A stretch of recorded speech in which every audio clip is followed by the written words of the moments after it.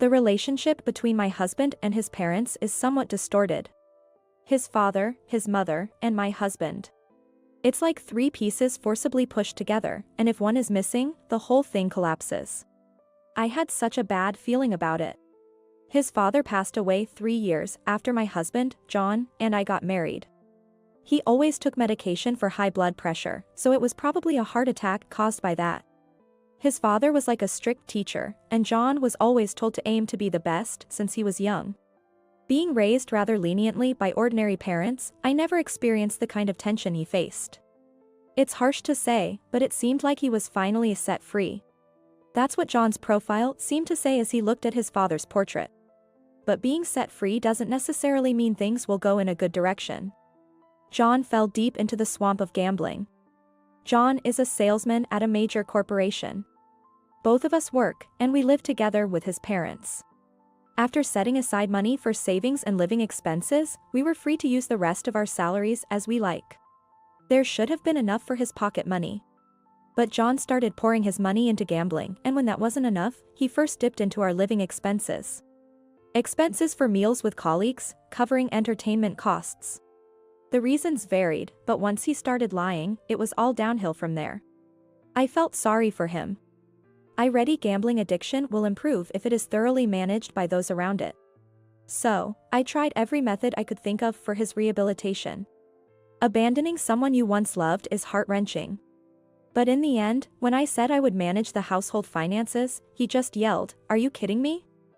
You're trying to take my money," and refused. I explained to him about gambling addiction, but he got furious, saying, "Are you treating me like a sick person? I just spend a little money to relieve stress." All I could do was warn him, but he said, "You're not my mother to nag me like that. Living expenses are necessary money for living, right? I need gambling," and he shamelessly began using the money. 3 months after his father's death, John started pouring his entire salary into gambling. My mother-in-law was completely unaware of John's situation. John never showed his bad side to mother-in-law. To him, she was the complete opposite of his father, always pampering and comforting him. He probably wanted to avoid being disliked by her at all costs. I think John makes excuses about his gambling because he feels guilty somewhere inside. So, who gets blamed? The answer is me, his wife. Mother-in-law never liked me to begin with. She doted on her only son John, pampering him because his father was strict. After hearing about my interference from John, mother-in-law lectured me, "Emily, I heard from John. You shouldn't always criticize what your husband does. A wife is supposed to support her husband.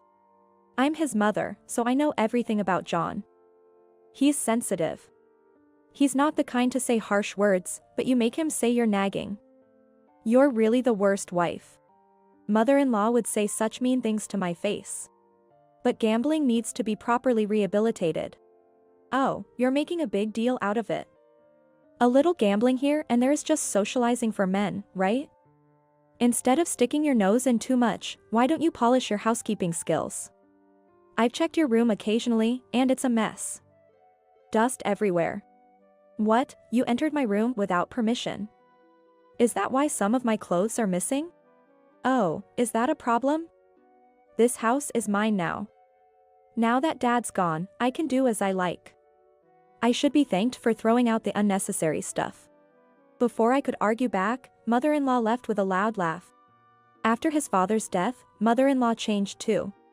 Her malice became more apparent, not just mean comments, but also rummaging through my room and throwing away my belongings. When I complained to John, he accused me, "Are you calling my mom a thief? You probably lost it yourself. Are you trying to use this as an excuse to ask me for stuff?" Instead of believing me, he just yelled at me. Why did I put up with such a man, just because we were married? This thought grew stronger every day. And finally, when I discovered John had dipped into our savings for the future, something in me snapped. Let's get a divorce.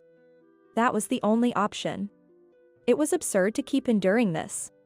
But would John, who treated me like a free housekeeper, easily agree to a divorce? As I hesitated, unexpected help came my way. "Hey, Emily? I have a favor to ask," my mother-in-law said in a cajoling tone. "Would you divorce John?" Of course, it's sudden, so I'll pay you alimony. How about $50,000? Divorce with alimony? I thought I was dreaming, but a pinch on my leg confirmed it was real. I know you still have feelings for John. You always made me the bad one to get his attention. But you two are mismatched. John is tired of your nagging and lies. And the money you both saved, didn't you spend it on your own, even though you said it was for future kids? What? I was too stunned to speak. It seemed John had blamed his embezzlement on me. John is forgiving, so he's letting it go. Being called the worst wife by his own mother would look bad, right? So, $50,000 is hush money. I almost screamed that it was all John's lies. But then, an idea crossed my mind. It's distasteful, but if I keep quiet, I could get a divorce with alimony. If it's mother-in-law's suggestion, John wouldn't refuse it. Understood. I happily accept your offer. I can't thank you enough for your kindness. I forced a smile and managed to say that. With mother-in-law leading, the divorce was quickly finalized.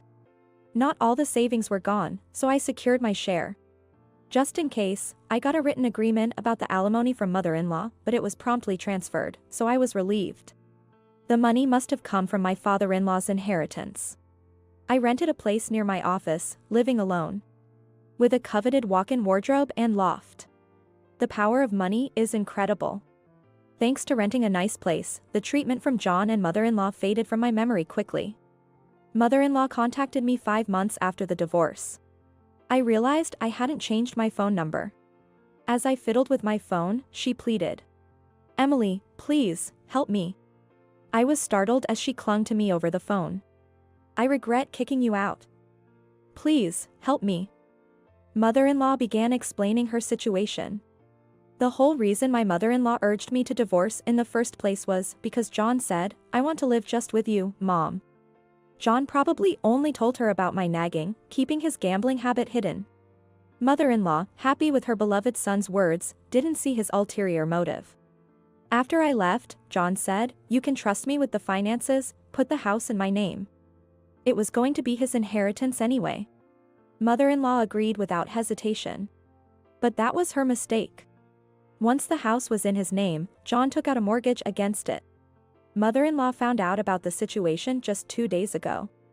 A foreclosure notice from a financial institution arrived, and that's how everything came to light. When she confronted John, it turned out he had repeatedly missed repayments, and it had been over 3 months since the last one. It was all gambling debt. The inheritance from his father, the savings, his salary. She was astounded when John said he had spent all the available money. What sealed mother-in-law's fate was his callous remark, "Dad's inheritance should still have your share, right? With that, there won't be a foreclosure for a while."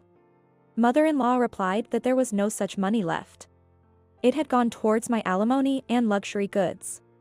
Then, an infuriated John yelled at her, "Why did you pay alimony to her behind my back? Give it back." $50,000, are you out of your mind? Eventually, mother-in-law contacted me, demanding I return the $50,000. Even if you ask me to return it now, it's a problem. I have a written agreement. There's no reason for me to return it.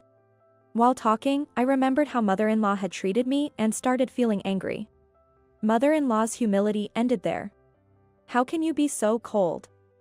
When family desperately asks for help, you should naturally say yes, out of pity. You're really the worst person. Heartless. I repeatedly pointed out John's gambling habit and wanted to do something about it. You ignored it and laughed it off, calling me exaggerated. Who's the worst here? To talk about family now, really? That's because I didn't know. It couldn't be helped. If you had spoken up stronger, I would have listened. It's your fault. Do something about this. That selfish attitude, really like mother, like son. Weren't you the mother who knew everything? I didn't touch the savings, it was all your son's lies. You couldn't see through him, and that's your own doing. Now you're asking me to fix it? I'm just fed up. Thanks to you, we're strangers now. As I pressed on, mother-in-law fell silent. I'll claim the $50,000 was stolen by you. I'll sue you. I sighed heavily at her shallow thinking. With what you just said, it'll be obvious it's a false claim. I recorded this call, just in case. What did you say? It's a call from a mother-in-law who kicked me out, right? It's only natural to expect it to be nothing good. There's no way she could claim I stole it, especially with a written agreement.